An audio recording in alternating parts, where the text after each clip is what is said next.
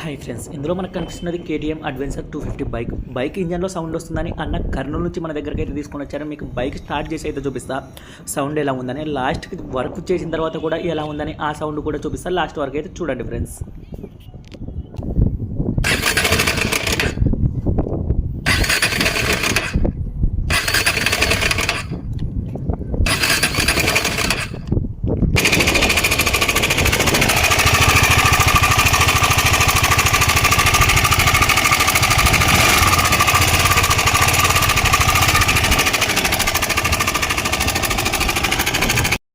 Sound అయితే విన్నారుగా friends, మనకి ఇంజన్లోంచి సౌండ్ అయితే విపరీతంగా అయితే వస్తుంది. ఆ సౌండ్ ఎందువల్ల వస్తుందని ముందుగా మనం హెడ్ కప్ అయితే ఓపెన్ చేసి అయితే చూస్తున్నాం. మీరైతే చూడొచ్చు, పైన ఉన్న హెడ్ కప్ ఓపెన్ చేసి టైమింగ్ చైన్ ప్రాబ్లం ఉందా అని అయితే చెక్ చేస్తే ఆ టైమింగ్ చైన్ అయితే చేత్తో లేపితే పైకి అయితే లేస్తుంది. మీరైతే గమనించండి, నేను అక్కడ వేలు పెట్టి అయితే ఆ టైమింగ్ చైన్ని పైకి అయితే ప్రెస్ చేస్తున్నాను. అది ఆ వీల్ నుంచి పైకి అయితే వచ్చేస్తుంది. ఇంకా ఆల్మోస్ట్ మనకైతే ప్రాబ్లం అయితే అర్థమైపోయింది. దీనికైతే టైమింగ్ చైన్ అయితే పోయింది.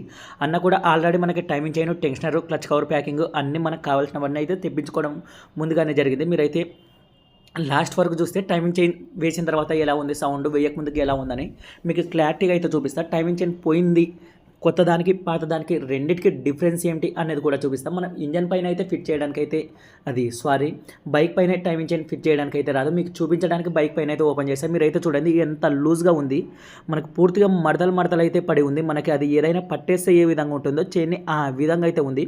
టైమింగ్ చైన్ అయితే పోయి ఈ విధంగా ఈ సౌండ్ అయితే వస్తుంది. మొత్తం ఇంజన్ ఓపెన్ చేసి మీకు అయితే క్లారిటీగా అయితే చూపిస్తుంది. దీనికి టైమింగ్ చైన్ ఎలా వేయాలని నార్మల్ బైక్లకు వేసినట్టు వేస్తే దీనికైతే సెట్ కాదు. ఎందుకంటే వీటికి డబల్ క్యామ్ షాఫ్ట్ అయితే ఉంటాయి. మొత్తం ఇంజన్ అయితే బయటకు అయితే తీసుకోవడం అయితే జరుగుతుంది. అదంతా వీడియో లెంత్ వస్తుంది కాబట్టి ఒక షార్ట్ వీడియోలో అయితే నేనైతే చూపించాను. షార్ట్ వీడియోలో ఇంజన్ ఎలా మనం డౌన్ చేశాను అన్నది. పూర్తిగా ఇంజన్ అయితే ఇప్పుడు ఫస్ట్ అయితే బయటకు అయితే తీసేసుకుంటున్నాం.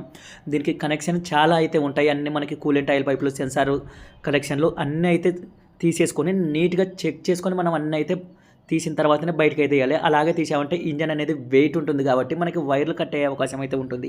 ఇక్కడ మనం టైమింగ్ చైన్ అయితే ఓపెన్ చేయడానికి పైన టైమింగ్ చైన్కి సపోర్ట్గా ఒక ప్లేట్ మాదిరి ప్లాస్టిక్ది అయితే ఇచ్చాడు. మీరు అయితే చూడొచ్చు, దాన్ని అయితే ఓపెన్ చేసుకుంటాం.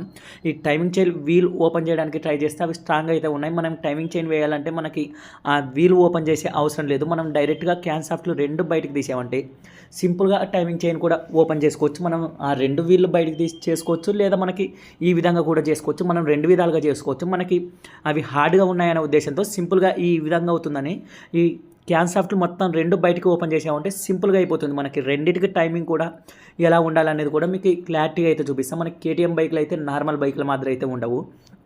అలాగే మనకి వీటికి వాల్స్కి వచ్చేసి వాల్ అడ్జస్టర్లు కూడా ఉండవు. ఇవి సిమ్ల పైన అయితే రన్నింగ్ అయితే ఉంటాయి. మీకు అవి సపరేట్గా ఒక 200 బైక్ మనం ఇంజన్ కూడా చేసాం కేటీఎం బైక్కి, అందులో అయితే చూపించాను. ఇంకా ఏదైనా బైక్ వచ్చిందంటే దీన్ని హెడ్ గురించి కూడా నేను సపరేట్గా క్లారిటీగా ఒక వీడియో అయితే తీస్తాను. పైన మనం సపోర్టింగ్ ప్లేట్ అయితే బయటకి అయితే తీయడం జరిగింది. మనం క్యాన్ షాఫ్ట్లకి మీరు అయితే చూడొచ్చు, రెండు క్యాన్ షాఫ్ట్లు అయితే ఉన్నాయి. రెండు ఎటు సైడ్వి అటు సైడ్ వేసుకోవాలి. మీకు అర్థం కాలేదంటే ఒకటి ఏదైనా కూడా మనకి చిన్న మార్క్ మాదిరి పెట్టుకోండి. దానికి రైట్ లెఫ్ట్ అని గుర్తు కూడా ఉంటుంది. మనం రైట్ సైడ్ వేయాలి, లెఫ్ట్ సైడ్ వేయాలి. మనకి అటు సైడ్ ఇటు సైడ్ అయితే కన్ఫ్యూజ్ కాకుండా ముందుగానే చెక్ చేసుకొని నీట్గా అయితే ఓపెన్ చేసుకోవాలి. మీరైతే చూడొచ్చు, రెండు క్యామ్ షాఫ్ట్లు అయితే మనమైతే బయటకి అయితే తీసాం. రెండింటికి మనకి టాప్ ఎలా ఉంటుంది ఏంటి, టాప్ ఏ మాత్రం చిన్న మిస్టేక్ అయినా కూడా మనకి మిక్సింగ్ అనేది వస్తుంది. బైక్ మొత్తం అయితే బయటకు అయితే తీసాం.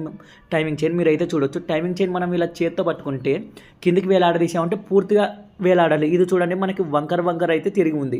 అలా వంకర తిరిగి ఉందంటే ఆ టైమింగ్ చైన్ పోయింది అని అర్థం చేసుకోవాలి. నేను కొత్త టైమింగ్ చైన్ కూడా దాన్ని తీసి కిందికైతే వేలాడదీసినప్పుడు అది ఎలా ఉందని మీరు అయితే గమనించండి. అది పూర్తిగా వేలాడుతుందా, దీని మాదిరి వంకరగా వేలాడుతుందా అని మీకు క్లారిటీగా అయితే చూపిస్తాం. మీరు అయితే చూడొచ్చు, ఒక tensioner packing, clutch cover packing, timing chain అయితే మనం అన్నతో అయితే తెప్పించుకోవడం అయితే జరిగింది.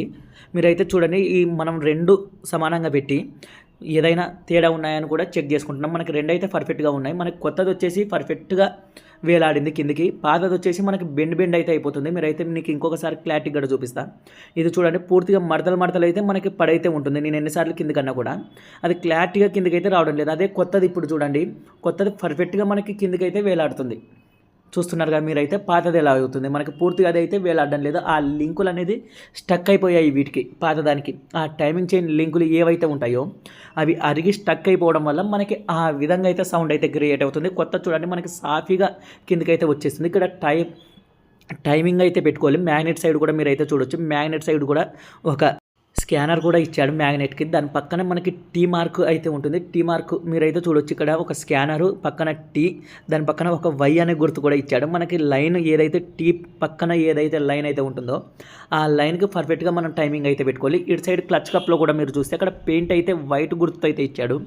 ఆ పెయింటింగ్ వైట్ గుర్తుతో ఇచ్చి దాని లోపల ఒక గీత కూడా ఛాంబర్కి అయితే గీసి అయితే చూపించాడు.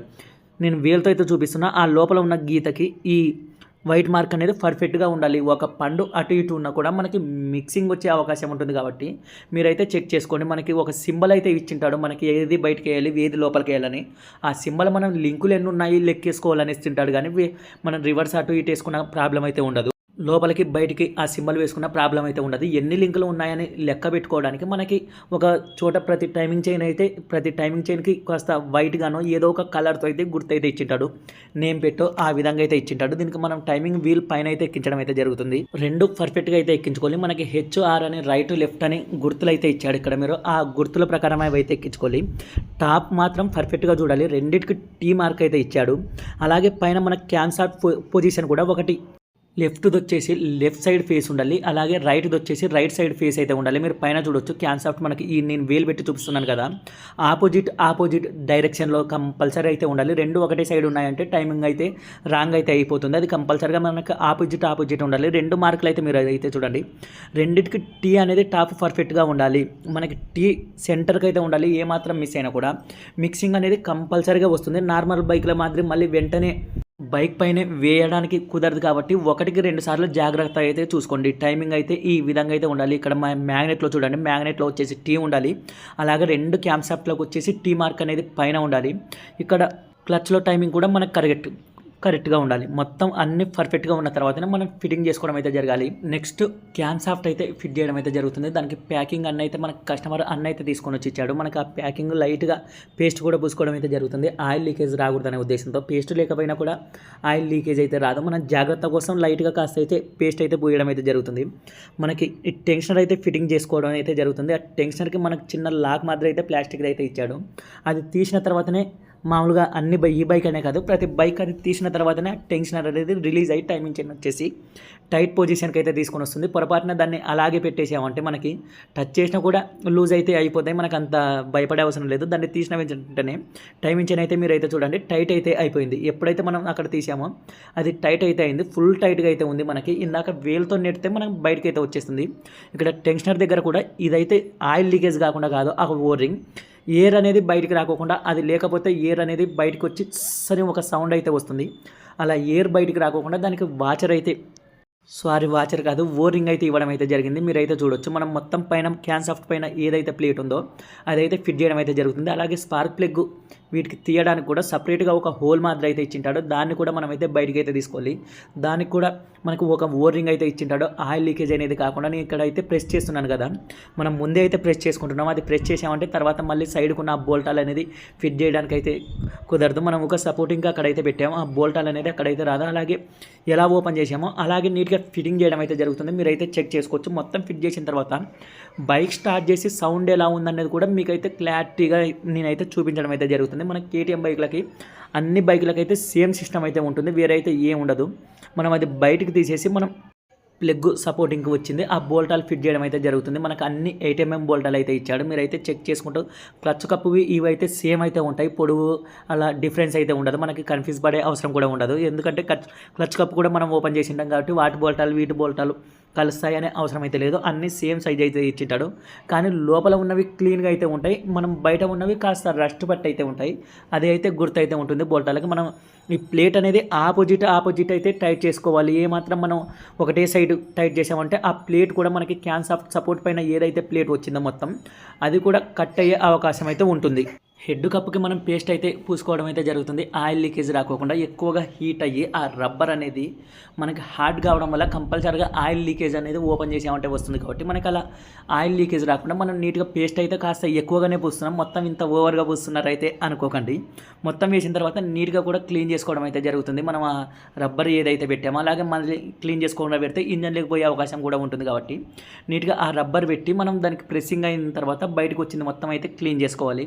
అలాగే లాగబెట్టి మనకి చూసే కూడా బాగుండదు. మనం ఎక్కువ పేస్ట్ పెట్టినా కూడా మనం మొత్తం అది ప్రెస్ చేసిన తర్వాత ఏదైతే పేస్ట్ వస్తుందో అది బయటకు వచ్చింది మొత్తం క్లీన్ చేసుకొని ఫిట్ చేయడం అయితే జరుగుతుంది. మొత్తం మీరు అయితే చూడొచ్చు, మనం పేస్ట్ పెట్టుకొని నీట్గా ఫిట్టింగ్ అయితే చేసుకోవాలి. ఏమాత్రం అనేది ఆయిల్ లీకేజ్ అనేది మనం అటు ఇటు ఫిట్ చేసినా కూడా, అంటే కాస్త పేస్ట్ వేయకపోయినా కూడా కంపల్సరీగా ఇక్కడ మాత్రం ఆయిల్ లీకేజ్ అనేది వస్తుంది. కాబట్టి కాస్త పేస్ట్ వేసుకోవడమే ఇక్కడైతే నేను చెప్తాను. ఎందుకంటే మనకి ఇక్కడ రబ్బర్ పైన మనకి ఆ బీడింగ్ అనేది నిలబడైతే ఉంటుంది. హెడ్ కప్ వచ్చేసి మనకి ఆయిల్ లీకేజ్ కాకూడదు అంటే కంపల్సరీ ఇక్కడైతే పేస్ట్ అయితే వేయాలి. మీరు ఏ కంపెనీ పేస్ట్ వాడతారో అది మీ ఇష్టం. మనమైతే 666 అయితే ఫస్ట్ నుంచి మొదటి నుంచి యూస్ చేయడం అయితే జరుగుతుంది. మనం 666 పేస్ట్ అయితే యూజ్ చేయడం అయితే జరిగింది. ఆపోజిట్ హెడ్ కప్ బోల్టాలు అయితే ఫిట్టింగ్ చేసి బైక్ స్టార్ట్ చేసిన తర్వాత సౌండ్ ఎలా ఉంది ఇప్పటికి మీరైతే గమనించండి. ఆల్మోస్ట్ మొత్తం ఫిట్టింగ్ అయితే అయిపోయింది. స్పార్క్ ప్లగ్ మనకి వీటికి సపరేట్ 13 సైజు బిట్ అయితే ఉంటుంది. దీన్ని కొన్ని బైక్లకు అయితే బయట నుంచే ఓపెన్ చేసుకోవచ్చు. కొన్ని బైక్లకు కంపల్సరీగా ట్యాంక్ ఓపెన్ చేయాల్సింది వస్తుంది.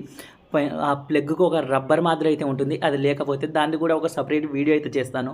ఏ బైక్ అయినా మనకు స్పార్క్ ప్లగ్ రాకపోతే ఎలా ఏమిటి అని బైక్ స్టార్ట్ చేసి సౌండ్ అయితే ఒకసారి అయితే వినండి ఫ్రెండ్స్. మనం వర్క్ చేసింది ఎలా ఉంది ఏమిటి సౌండ్ ఇప్పటికి తేడా అయితే ఒకసారి గమనించండి.